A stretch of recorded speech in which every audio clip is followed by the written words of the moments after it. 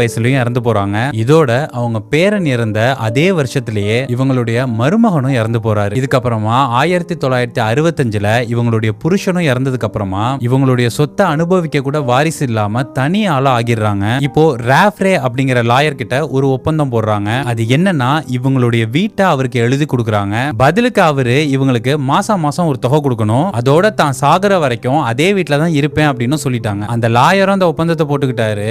இவங்க எவ்வளவு காலம் வாழ போறாங்க அப்படிங்கறதே தெரியாம ஒப்பந்தம் போட்டு அவரே செத்து போயிட்டாரு. அதுக்கப்புறமும் கால்மெண்ட் உயிரோட தான் இருக்காங்க. அப்பவே கிட்டத்தட்ட அவங்க கொடுத்த வீட்டோட மதிப்பை விட 2 மடங்கு காசு அவங்களுக்கு வந்துருச்சு. இதுக்கப்புறமா அங்க இருந்து அந்த குடும்பத்தை விட்டுட்டு அவங்க ஒரு நர்சிங் ஹோம்க்கு போயிடுறாங்க. அவங்களுடைய மீதி வாழ்க்கைய அங்கேயே கழிக்கிறாங்க. இவங்களோட வயசை கரெக்டா சொல்லணும்னா 122 வருடங்கள் 164 நாட்கள். 1997வது வருஷம் ஆகஸ்ட் மாசம் 4ஆம் தேதி அவங்க இறந்து போறாங்க. உலகத்திலேயே அதிக வயசு வரைக்கும் வாழ்ந்த நபர் இவங்க தான்.